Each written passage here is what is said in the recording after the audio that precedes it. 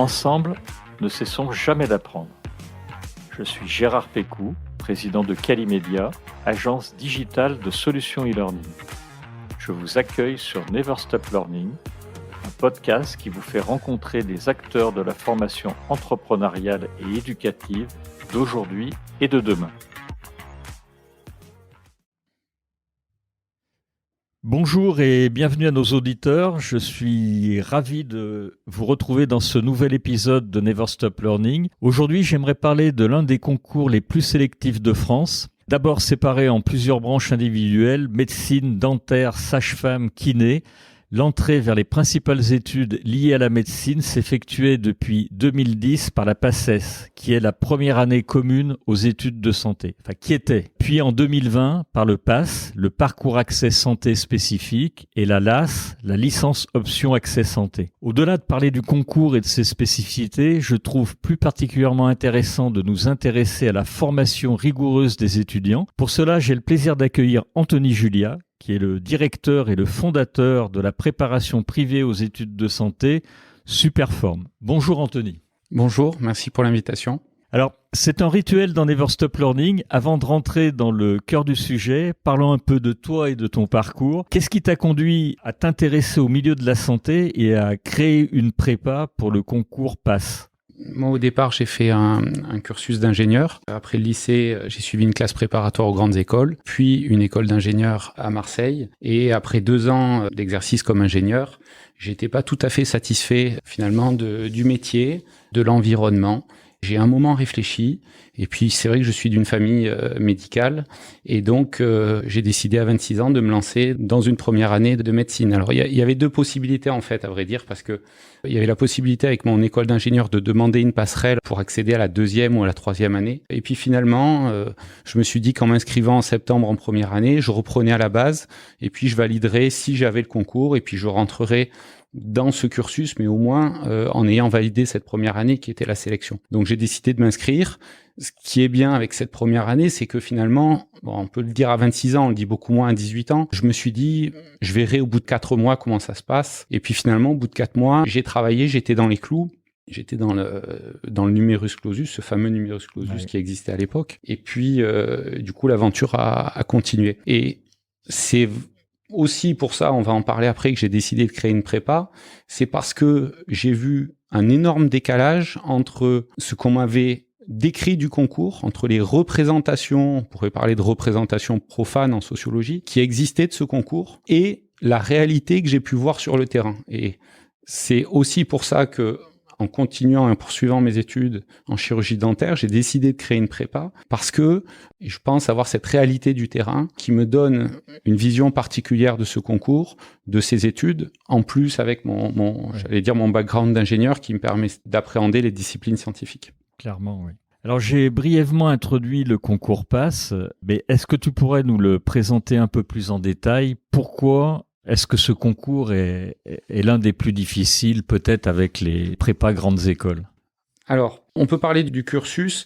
Ça, c'est pas quelque chose qui est évident en podcast parce que on a transformé la PACES, qui existait jusqu'en 2020, en un cursus nouveau, le PASS-LAS que vous avez présenté, que je peux essayer de présenter. Oui. Mais c'est vrai que sans support visuel, je pourrais dire que c'est une telle usine à gaz que on pourrait y passer pas mal de temps. Donc je vais vraiment essayer d'être le plus concis possible. Ça va pas être évident. Et puis après, il y a la question de la difficulté. Ça, c'est très important parce qu'on me parle d'un concours qui est très, très sélectif. Et finalement, je vais revenir un peu là-dessus parce que je pense que, là encore, je parlais des représentations tout à l'heure, même étant d'une famille médicale, je pense qu'il y a beaucoup d'étudiants et beaucoup de parents aussi qui n'ont pas vraiment saisi pourquoi ce concours était particulier, plus que sélectif d'ailleurs, parce que si je regarde certains autres concours, je pense à Veto, on va me dire il y a autant de pourcentage de réussite pour Veto, c'est un concours que je connais bien puisque ma petite sœur l'a passé et l'a eu. Finalement, en Veto, il y a quand même au départ une sélection des candidats qui est très importante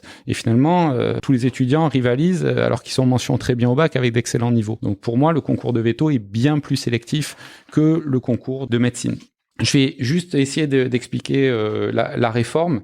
Avant, ce qui se passait, c'était que on avait la PACES, la première année commune aux études de santé, qui s'est construite dans la suite de la PCEM1, premier cycle aux études médicales, la fameuse P1, que j'ai passé moi en 2005-2006, avec un vrai concours et la possibilité de doubler. Et donc on avait des primants et des doublants, et la proportion chaque année, c'était 1/3 de primants dans une promo de médecine de deuxième année et 2/3 de doublants. C'est-à-dire que sur 100 étudiants qui étaient en médecine ou en dentaire ou en sage-femme, vous aviez 98 étudiants qui étaient passés par la PACES et 2 qui étaient passés avec des passerelles diverses que j'ai évoquées tout à l'heure, que j'aurais pu essayer de tenter. Aujourd'hui, on a décidé d'arrêter le fameux concours, le numerus clausus, et on a créé 2 voies d'accès sur une deuxième année. La première voie, vous l'avez citée, c'est le PASS, parcours d'accès spécifique santé. Alors là, c'est vraiment l'équivalent de la PACES. L'étudiant suit un enseignement médical, une majeure santé, en fac de médecine, avec un enseignement complémentaire choisi par l'étudiant dans un autre domaine d'études.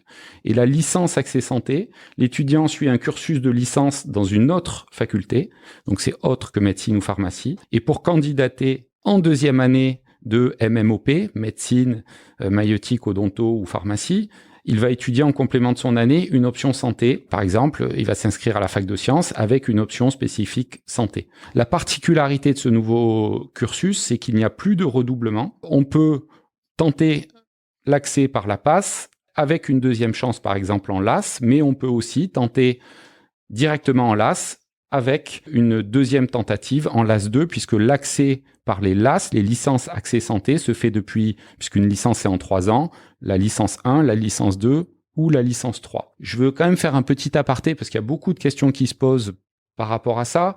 On parle de 50% de places par la PASS et 50% de places par la LAS. Ce qui se passe en fait, c'est que il faut pas oublier qu'en PASS, il y a une année, tandis qu'en LAS, il y a 3 années. Donc, ces 50% en LAS sont dilués sur la LAS 1. Vous avez à peu près 14% des places. La LAS 2, vous avez 54%, un peu plus de places, et la LAS 3 également. Donc voilà, ça c'est une rapide présentation. Ce qu'il faut quand même, c'est bien analyser les chiffres avant de faire ses choix en termes de choix d'orientation, parce qu'il y a pas mal de différences entre les voies en fonction des filières que l'on vise.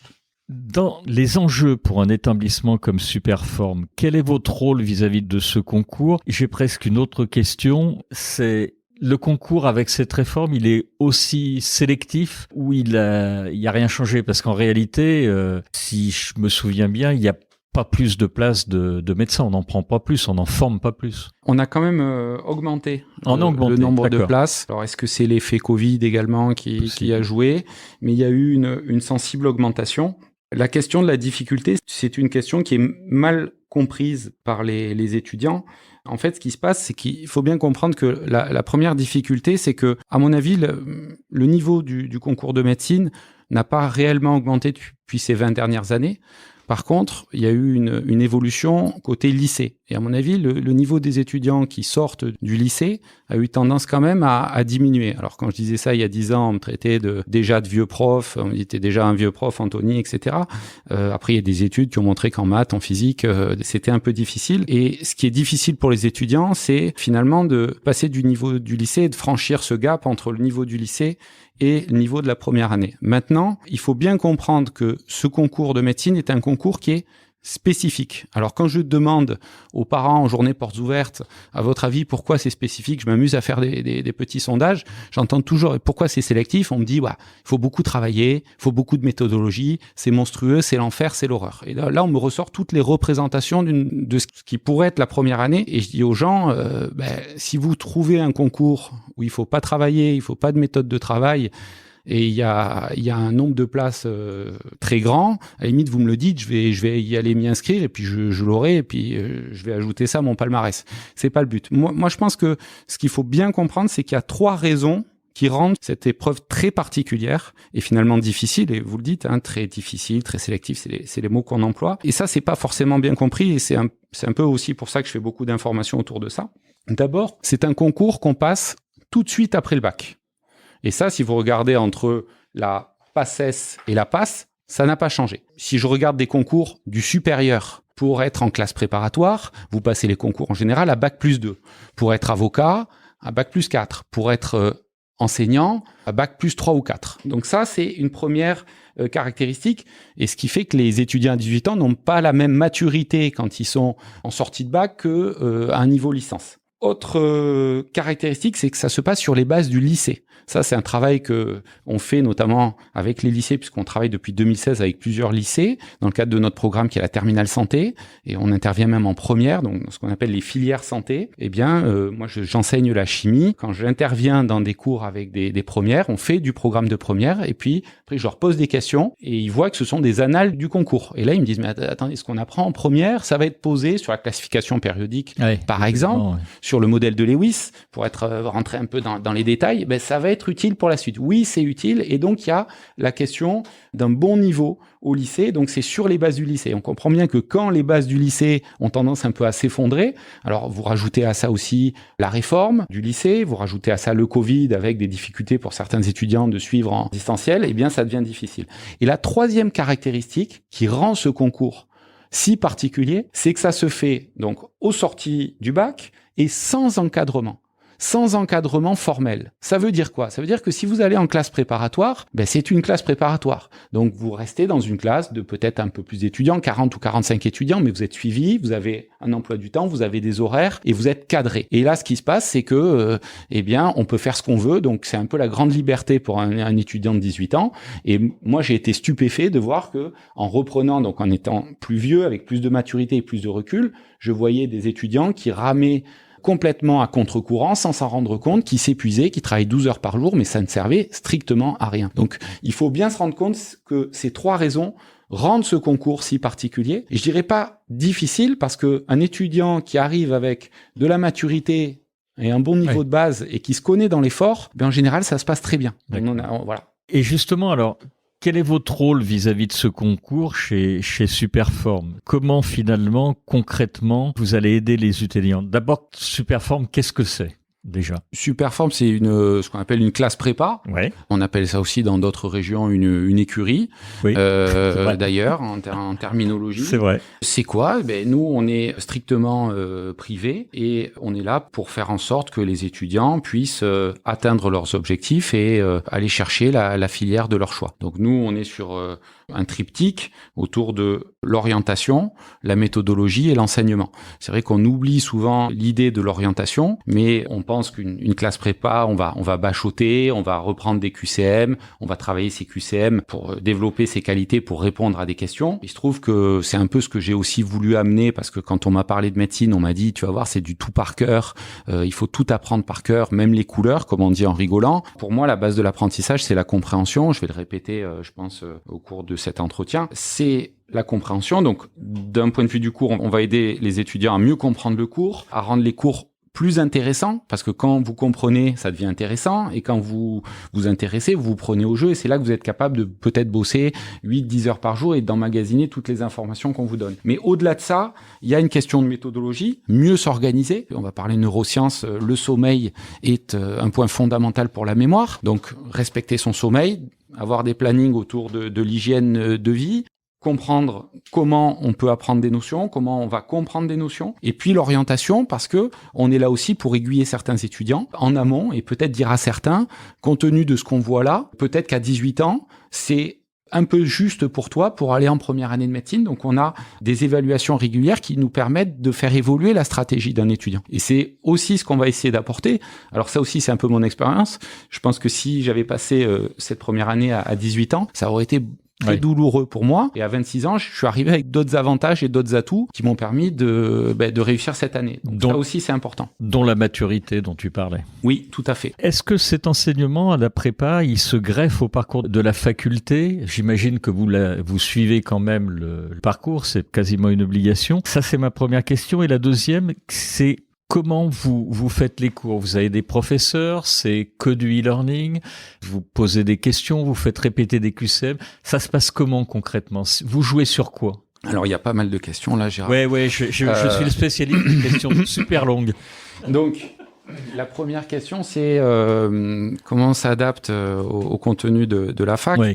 C'est vrai que moi, en tant qu'ingénieur sur la chimie, je suis complètement capable de faire un cours de chimie générale, et c'est ce qu'on fait aussi, de biochimie ou de biologie moléculaire. Il y a pas de problème. On peut parler de lipides, protéines, c'est pas un souci. Mais c'est sûr que on prépare les étudiants à un concours spécifique, donc il faut être caméléon et s'adapter pour coller le plus possible au contenu de la faculté. Et après, c'est de l'adaptation, c'est de l'apprentissage, et l'apprentissage, c'est de l'adaptation. C'est s'adapter aussi aux cours qui sont faits. Quand il y a des cours qui sont très complexes en fonction des matières, on va aborder le cours d'une certaine façon, et puis il y a des cours qui sont très bien faits d'un autre côté, et puis là, peut-être qu'on va directement rentrer dans les applications et dans les QCM si on sent que les étudiants ont bien assimilé le cours. Mais c'est vrai que ce qu'on a essayé, nous, d'apporter, c'est que on essaie quand même de traiter les cours pour que d'abord les étudiants puissent avoir une très forte compréhension du cours dans un premier temps, pour ensuite développer et peaufiner leur apprentissage à partir des QCM, parce qu'ils vont passer le concours sous forme de QCM, et donc il faut aussi se préparer autour de ces QCM. Mais du coup, est-ce que ces cours que vous donnez, ils sont substituables? C'est-à-dire, il y a des cours à la fac, on le sait. Alors d'ailleurs, les cours, on va y revenir parce que j'ai une question sur le Covid. Mais est-ce qu'un étudiant, quand il rentre chez Superform, en réalité, il peut se passer de cours ou il est quand même obligé de suivre les cours? Ça va aussi loin que ça? Oui, aujourd'hui, on est rendu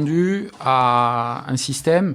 Alors, la vision des étudiants évolue aussi. C'est-à-dire qu'au premier semestre, en général, les étudiants, ils continuent à regarder les vidéos de la faculté, puisque par exemple, dans le cadre de Montpellier-Nîmes, c'est sous forme de vidéo. Oui. Et là aussi, ils nous posent des questions, comment on travaille par rapport à une vidéo. Parce que travailler sur une vidéo, c'est quelque chose qu'ils n'ont pas forcément fait au lycée. Et c'est pas si simple. Et c'est pas si simple. Et là, je prends un exemple simple. Je leur dis, pense à ton film préféré. Ton film préféré, tu le connais bien parce que il t'a plu et parce que tu l'as vu 6 ou 7 fois. Et qu'à la fin, tu connais les dialogues par cœur et le film dans les moindres détails parce que tu l'as vu plusieurs fois. En général, au premier semestre, ils vont continuer à voir les vidéos, et puis au second semestre, ils peuvent, alors nous, on va leur conseiller aussi de voir les vidéos, mais parfois, on leur conseille de voir les vidéos peut-être dans un second temps. Parfois, on est là pour débroussailler le cours. Quand il y a des cours très compliqués, je prends un cours de thermodynamique, je leur dis, moi, je vous donne un kit de survie d'abord. Et là, vous allez pouvoir survivre dans la jungle de la thermodynamique, et ensuite, peaufiner votre apprentissage, parce que là aussi il y a une idée complètement reçue pour les étudiants et qui est difficile à endiguer au départ, c'est qu'un cours il faut le connaître par cœur dans les moindres détails et que tous les détails vont compter. Oui, évidemment, les détails peuvent compter,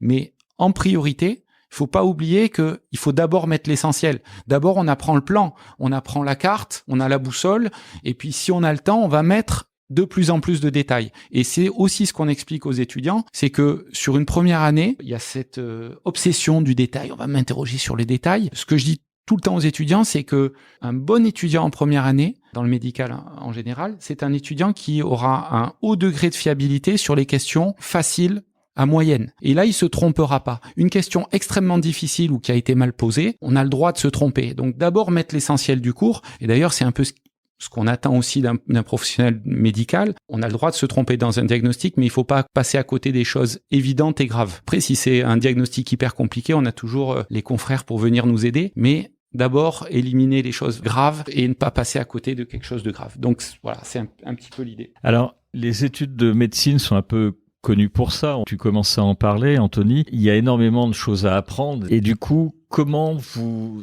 allez rendre ça plus digeste? Parce que là aussi, dans nos métiers, il y a quelquefois énormément de contenu et c'est très intéressant parce que vous êtes un peu emblématique de cette masse d'informations qu'il faut apprendre. Comment vous la rendez digeste? Est-ce que il y a des cours magistraux? Est-ce que vous appuyez sur des outils digitaux, des kits pédagogiques? Tu as parlé d'un kit de survie pour la thermodynamique. Est-ce qu'il y en a d'autres? Est-ce que vous vous basez sur des QCM? Alors pourquoi des QCM? Parce que la majorité, je crois, je parle sous ton contrôle, en fait, réalité, c'est que des QCM. Lors du concours, il n'y a plus de rédaction ni quoi que ce soit.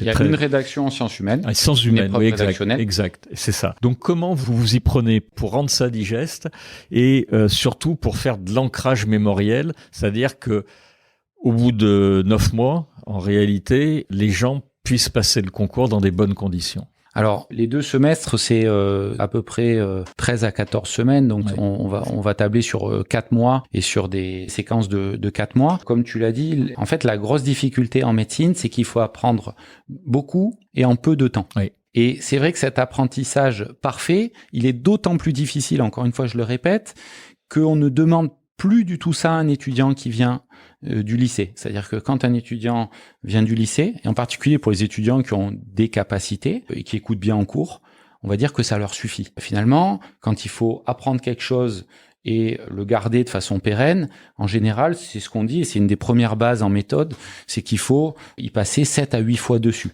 C'est ce qu'on dit en anatomie, il faut oublier le cours 7 fois et l'apprendre 8 fois pour vraiment le maîtriser.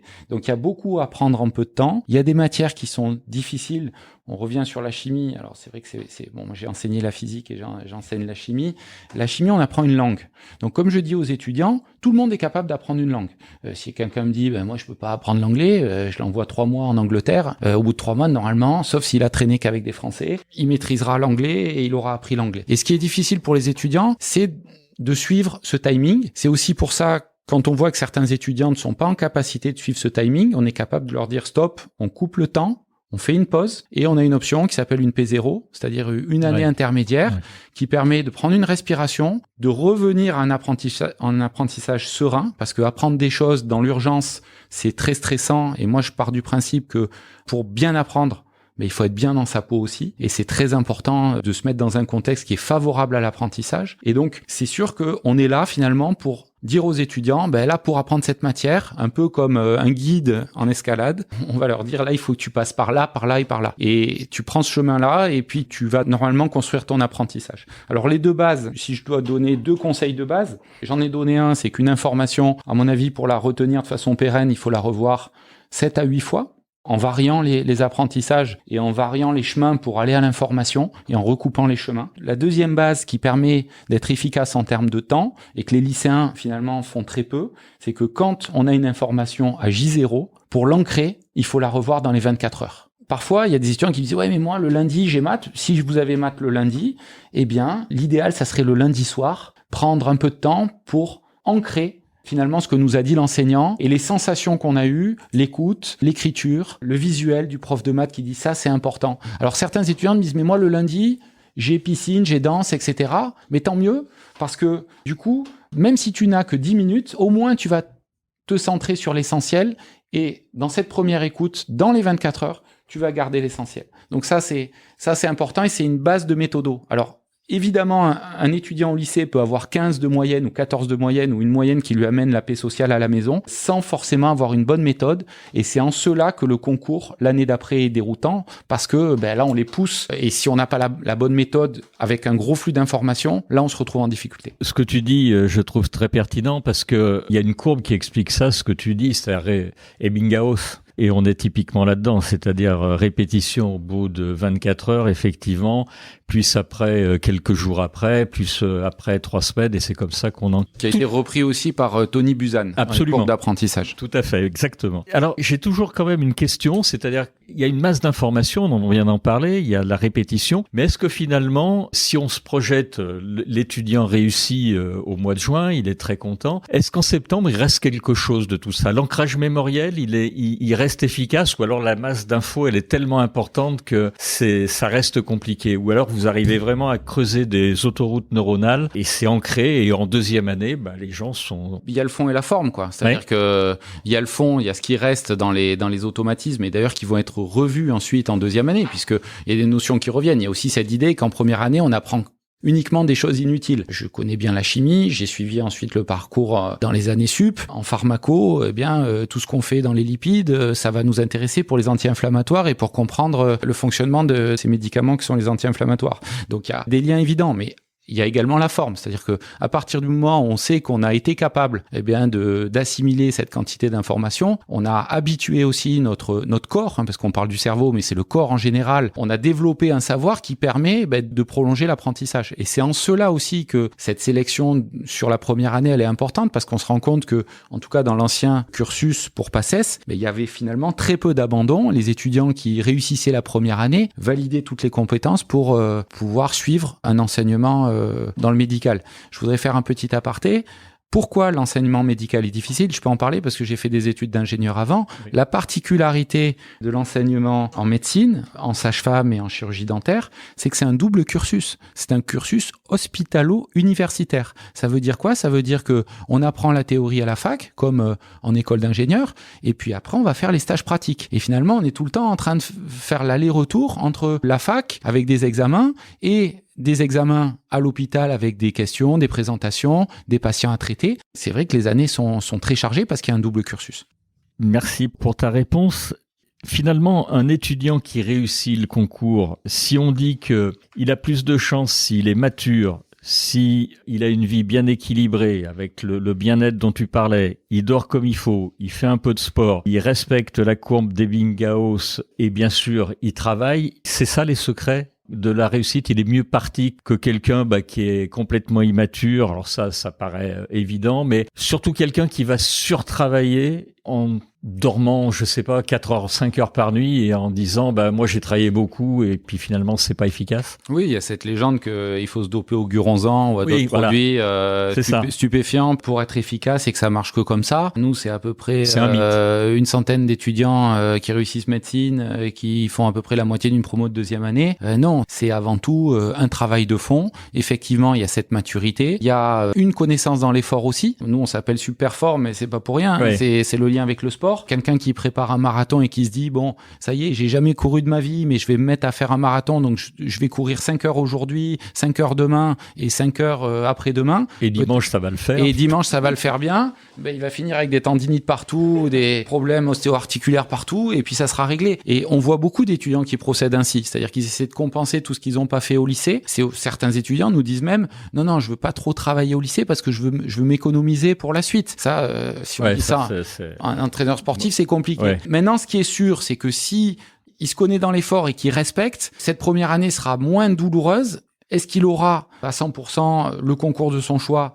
Pas forcément, mais au moins, il ressortira de l'année en ayant appris des choses. Parce que quand on entend des journalistes qui disent c'est une boucherie cette première année, en fait, je pense que la réforme, on s'est un peu trompé de diagnostic et il aurait fallu réformer peut-être le lycée en préparant les étudiants un peu plus au supérieur, parce que ce qui est vrai dans les études de médecine, si vous regardez le pourcentage de réussite entre un étudiant qui rentre en première année de droit et un étudiant qui sort avec un diplôme, je pense qu'on est en dessous de ce qui se faisait en médecine. Et dans d'autres facultés, c'est ça aussi. Exactement. Donc ça garantit quand même que l'étudiant va apprendre des choses sur cette première année, et ça reste quand même très important. Ça reste une année universitaire, donc on est là pour progresser et apprendre des choses. D'accord. On va parler de digitalisation. Alors je pensais pas reposer une question comme ça en 2022, mais j'imagine que avec le Covid et depuis 2020, ça a impacté ces études parce qu'à un moment, en mars 2020, le présentiel s'arrête. Ouais. Or, vous en faisiez beaucoup. Comment vous êtes adapté? Vous êtes passé à la digitalisation? Vous êtes passé sur des classes virtuelles? Qu'est-ce que vous avez fait?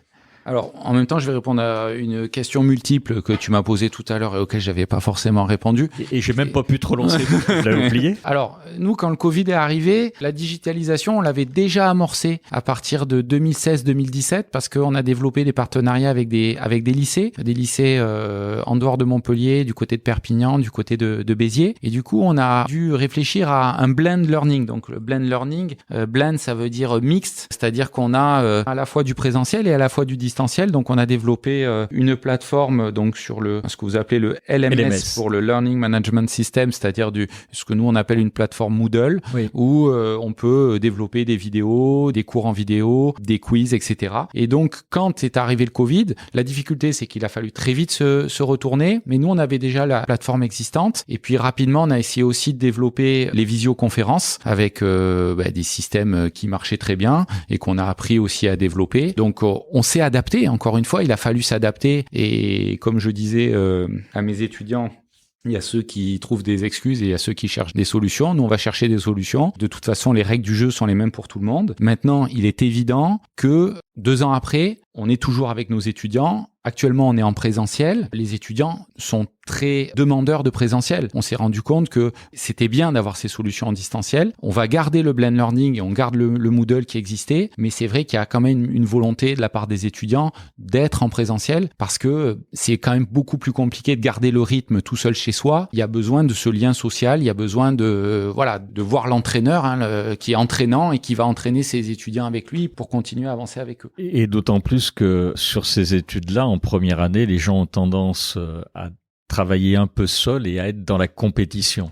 Tout à fait. Et d'ailleurs, en off, on parlait tout à l'heure du social learning et tu disais que c'était compliqué en réalité à mettre en place, je crois, si je traduis bien tes propos, parce que justement, il y avait un peu de l'esprit de compétition et que c'était plutôt réservé, ce que tu disais, sur les gens qui étaient avant le pass. Alors, il faut d'abord savoir qu'est-ce qu'on appelle social learning? Parce que c'est vrai que c'est un mot un peu valise. Alors, et puis je me pose la question, moi en tant qu'enseignant, quel apprentissage n'est pas en lien avec une question sociale? Donc, un apprentissage, c'est toujours en lien avec un groupe finalement. Et après, c'est dans la phase finalement d'individualisation des connaissances. Il y a la question de l'imitation. Bon, on va pas rentrer dans les théories d'apprentissage, mais ce que je dis aussi, moi j'ai réussi une première année. Aussi un peu grâce, comme j'ai repris 8 ans après, j'avais des copains et copines de ma petite sœur qui savaient que j'étais là, donc j'étais avec eux. Toute la journée, ils me posaient des questions parce qu'ils me disaient en chimie, j'ai pas compris ci, j'ai pas compris ça. Et puis moi, j'étais super content de leur répondre parce que je progressais aussi. Oui. Et ça, c'était aussi une forme de social learning. Donc, je fais une petite dédicace à Astrid d'ailleurs, qui a, comme moi, réussi son année. Et avec moi, chacun va pouvoir développer la forme d'apprentissage qui va lui permettre d'être le plus efficace possible. La difficulté, c'est que moi, je trouve ça très bien le social learning et discuter la formation par les pairs, si c'est ce que vous voulez entendre par social learning. Après, la difficulté, c'est de pas tomber dans une comparaison qui peut être un peu néfaste, c'est-à-dire qu'il faut arriver à travailler ensemble, mais sans se comparer, parce que chacun a ses capacités, chacun a son niveau, chacun avance à sa vitesse. Mais en termes de social learning, c'est aussi pour ça que moi, en tant qu'enseignant, la règle de base de Superform, pour répondre à la méthodologie, nous, notre précepte de base, depuis qu'on a créé Superform en 2007, c'est que c'est un enseignant qui suit un petit groupe d'étudiants. C'est maximum 20 étudiants, entre 15 et 20 étudiants. Pourquoi? Parce qu'il faut absolument que les étudiants participent, posent des questions et finalement se prennent au jeu. Et ça permet d'adapter aussi le travail. Et c'est aussi un des mythes de la première année, il y aurait une concurrence, c'est monstrueux, etc. Il y a une maman, il y a pas longtemps, qui m'a dit, mais en fait, il y a une super ambiance à la prépa. C'est vrai. Et chaque année, les étudiants sont très contents de revenir, nous dire bonjour, bosser aussi avec nous et continuer d'autres projets. Voilà, encore une fois, ça c'est vraiment très important. Donc oui, on peut faire du social learning, mais non, il faut pas tomber dans le piège de la comparaison ou d'un concours à outrance. Je vais sûrement y revenir, mais je pense que le concours sur une première année, et comme dans toute entreprise, on le fait d'abord avec soi-même. D'accord. Donc en fait, si je comprends bien dans tout ce que tu dis, c'est que sur finalement ces études-là, l'humain reste au centre. C'est une évidence. J'ai bien aimé ta réponse sur le blended learning, que j'aime bien également. Mais est-ce que pour toi, dans ce type d'études, tu peux encore l'améliorer? Il y a des points d'optimisation? Ah ben oui, ça donne plein d'idées. Venir à Calimedia me donne plein d'idées, évidemment. Donc c'est quelque chose qui est, je dirais, un puissant fond en termes de progression, parce que il y a énormément de choses à faire pour développer les routines d'apprentissage en complément de ce qui se fait en présentiel, parce que pour moi les deux vont de plus en plus aller de pair. Et puis évidemment, on constate que les étudiants qui sortent du lycée et les jeunes sont constamment avec des outils, des écrans, et donc forcément ils sont habitués à ça, et donc ils vont prolonger leur apprentissage aussi grâce à ces écrans. Voilà. Après c'est beaucoup de développement, donc c'est très très intéressant.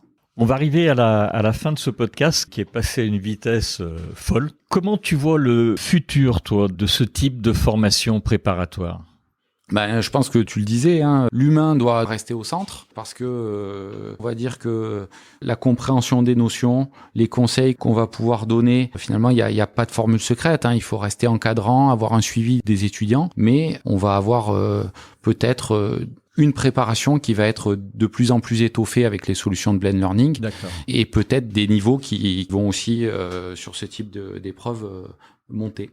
Alors, ma dernière question, c'est est-ce que tu as un livre à conseiller à des étudiants en médecine qui auraient intérêt à lire avant d'entrer dans ta prépa Superform? Alors en général, on leur conseille pas vraiment de livres. Bon, je peux conseiller 2 livres. Un premier livre qui renvoie aux sciences humaines et sociales, puis il y a une partie sciences humaines et sociales, et un livre qui est d'actualité, dont je parle aux étudiants, et notamment aux étudiants quand je fais certaines interventions en kiné, c'est Race et histoire de Lévi-Strauss. C'est un petit texte écrit à partir d'un discours de l'UNESCO dans les années 50. C'est un texte qui est à mon sens incroyable aujourd'hui parce qu'il explique pas mal de choses sur ce qui se passe aujourd'hui. Et puis ça, c'est le prof de chimie qui parle. J'ai vu un très bon livre de chimie chez Duno, ça s'appelle Chimie chez Duno, collection Fluorescience, manuel visuel pour la science, par Roy, Perriot et Vinhomme, et ça a été notamment coécrit par des universitaires de la fac de Montpellier, et j'ai trouvé que c'était un bouquin qui était très très bien fait. Donc si vous avez un bouquin de chimie à lire pour commencer à parler la chimie, je pense que celui-là est très bien fait. Merci Anthony. Alors on arrive à la fin de ce podcast. Je te remercie sincèrement Anthony. Je rappelle que tu es le directeur et le fondateur de la préparation privée aux études de santé Superform. Je vais remercier tous nos auditeurs qui sont arrivés avec nous à la fin de ce podcast. Et puis on vous donne rendez-vous dans 15 jours pour un nouvel épisode. Merci Anthony, au revoir. Merci à bientôt.